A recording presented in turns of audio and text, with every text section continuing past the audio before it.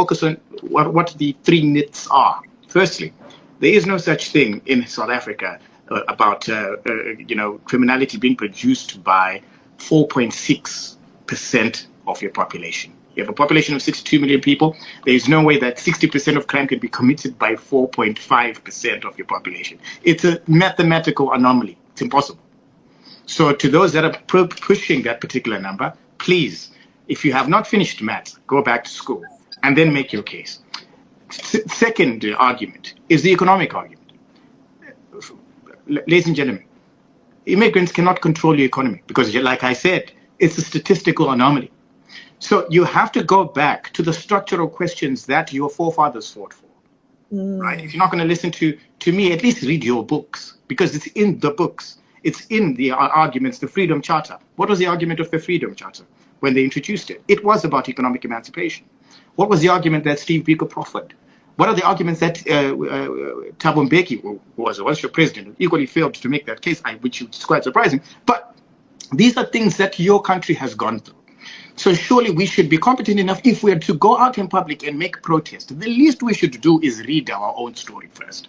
So that if you argue with someone outside of it, like I'm seeing on the comment section, the least you can do is have the dexterity to defend yourself, not to be educated about your own history. So we deal with that particular. And then the last point I would make as a parting shot is immigration, for history's sake, is what created South Africa, is what made it industrialized. The reason why South Africa is the most industrialized country in the world is because on the continent, I was about to fib there, on the continent, is because it drew from open labor societies like Tanzania, like Zimbabwe, and it was deliberately done. And this was done for 150 years. So immigration to South Africa is as new as, I don't know what comparison I can give. It's as new as Stanley Hazen, being Minister of Agriculture. White power has always existed. It's nothing new. Right? What may be happening here is that we are interpreting it incorrectly. So there's an interpretation problem, not a migration problem. Okay? And what the underpinning immigration issues that are being discussed are really on the peripheries. They're marginal, they're political. Okay? Because the numbers do not support the case. And even if you are to look at the numbers that are being discussed, you're looking at less than 500,000 people. And if we are to argue that there are 10 million, I would like to find any numbers that suggest that. I have looked high and below for any statistical data by the South African government that can evidence what these people are arguing. It does not exist. Now, if the government doesn't know about it, how do they?